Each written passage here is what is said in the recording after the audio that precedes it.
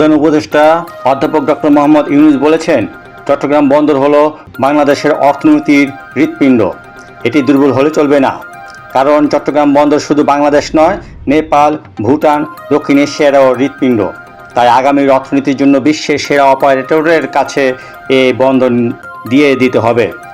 তাহলে আমরা সর্বোচ্চ সুবিধা ভোগ করতে পারবো। আজ বুধবার অন্তর্বর্তী সরকারের দায়িত্ব নেওয়ার পর প্রথমবারের মতো নিজ জেলায় যান তিনি।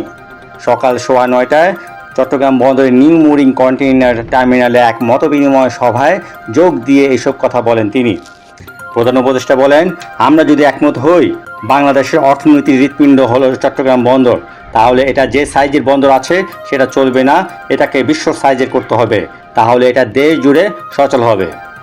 বন্দরের পরিবর্তন নিয়ে আগে লেখালেখি করলেও এবার সুযোগ পেয়েছি জানিয়ে তিনি বলেন, এটাকে সত্যিকারের বন্দর হিসেবে তৈরি করতে প্রথম দিন থেকে কাজ শুরু করেছি। বে টার্মিনাল, মাতারবাড়ি, গভীর সমুদ্র বন্দর সহ চলমান বড় প্রকল্পগুলোর অগ্রগতি সন্তোষজনক হলেও সেগুলো সময়মতো বাস্তবায়ন নিশ্চিত করতে হবে। প্রকল্প বাস্তবায়নের ক্ষেত্রে গতি ও জবাবদিহি দুটি একসঙ্গে নিশ্চিত করতে হবে। আশাবাদ ব্যক্ত করে তিনি বলেন, যদি আমরা একসঙ্গে কাজ করি, চট্টগ্রাম বন্দরকে শুধু দেশেই নয়, দক্ষিণ এশিয়ার অন্যতম আধুনিক ও পরিবেশ বান্ধব বন্দর হিসেবে গড়ে তুলতে পারব। শ্রমজীবী, কর্মী ও বেসরকারি অপারেটরদের উদ্দেশ্যে ডক্টর ইউনূস বলেন, বন্দর কেবল ইট পাথরের স্থাপনা নয়, এটি মানুষের কর্মক্ষেত্র।